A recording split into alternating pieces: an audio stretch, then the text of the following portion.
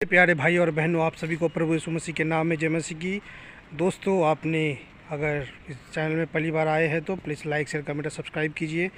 तो दोस्तों, आइए हम एक वीडियो को देखते हैं जहां पर बहुत सारे पक्षी या बोल सकते हैं कौवा आक्रमण कर दिया है शहरों में, कारों में और बहुत जगह में। तो दोस्तों आइए, ये क्या अंत का समय है? दोस्तों चलिए पहले हम इस वीडियो को देखते हैं।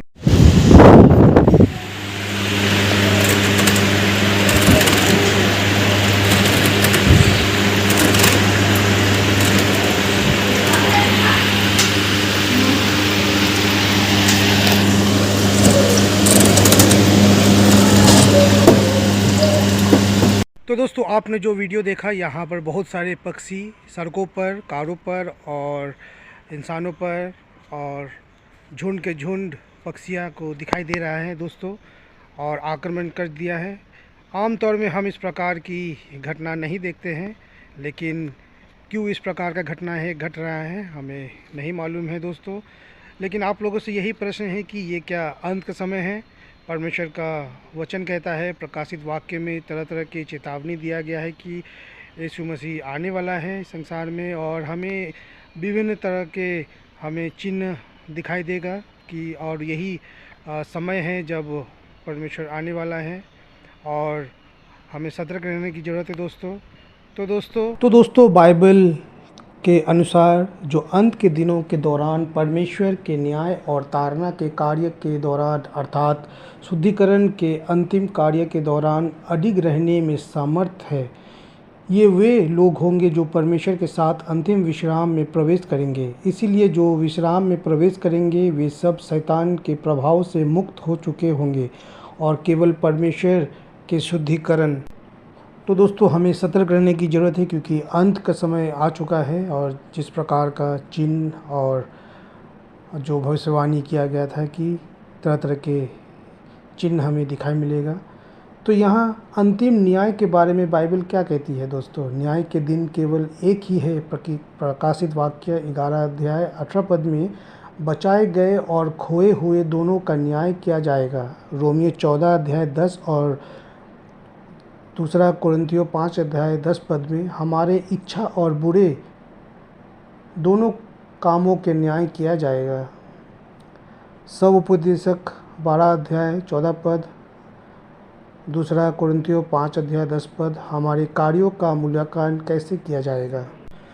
तो दोस्तों बाइबल का अनुसार दुनिया का अंत कैसा होगा? इंसान खुद अपने आँखों से दुनिया का अंत होते देखेगा।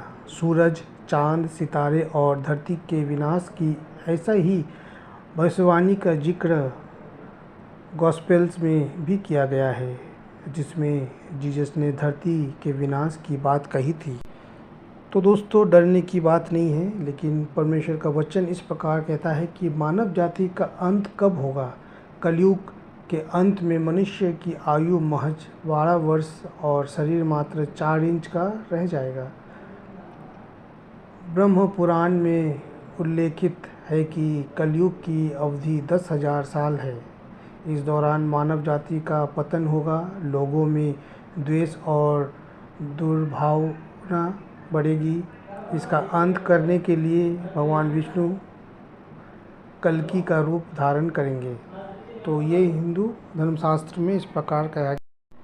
तो दोस्तों अंतिम दिनों में होने वाली खास घटनाएं, जाति पर जाति और राज्य पर राज्य चढ़ाई करेगा। जगह जगह पर अकाल पड़ेंगे। मत्ती 24 अध्याय 7 पद। भयंकर भूकंप होंगे। लूका 21 अध्याय 11 पद में। जगह जगह पर महामारी होगी। लूका 21 अध्याय 11 पद में। तो दोस्तों अंतिम दिनों के लोग इस प्रकार के होंगे। आप दूसरे तीमुथियुस 3 अध्याय 1 पद से लेकर 5 पद में बताई कौन सी बुराइयां आज के लोगों में देखते हैं। बाइबल सिर्फ इतना ही नहीं बताती है अंतिम दिनों में क्या क्या घटनाएं घटेगी, इसमें यह भी बताया गया है कि अंतिम दिनों में लोगों का रवैया किस हद तक बदल जाएगा। प्रेरित पौलुस ने बताया था कि इस दौर में जीने वाले ज़्यादातर लोग कैसे होंगे।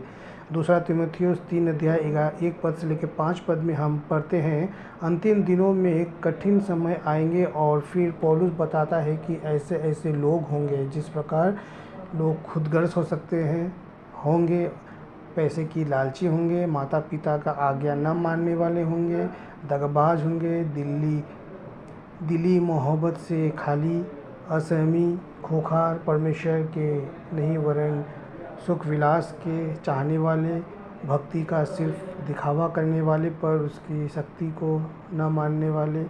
तो दोस्तों हम देख सकते हैं कि अंत के समय में किस प्रकार का चिन्ह और किस प्रकार की बातें हमारे बीच में आ सकता है। तो दोस्तों आप बाइबल के अनुसार परमेश्वर कहता है कि मन फिराओ और परमेश्वर में लीन रहिए, ताकि आप उस संकट के दिन आने से पहले आप बच सके, और परमेश्वर जब आएंगे हमें उसके साथ उठाया लिया जाएगा और हम बच सकते हैं। तो दोस्तों ये वीडियो आपको कैसा लगा ज़रूर आप कमेंट में आप लिख के बताइएगा, और इस वीडियो को ज़्यादा से ज़्यादा लाइक शेयर कमेंट कीजिएगा और सब्सक्राइब कीजिएगा हमारे चैनल में अगर पहली बार आए हैं तो दोस्तों, और ज़्यादा से ज़्यादा लाइक कीजिए ताकि ये वीडियो और शेयर होने पाए।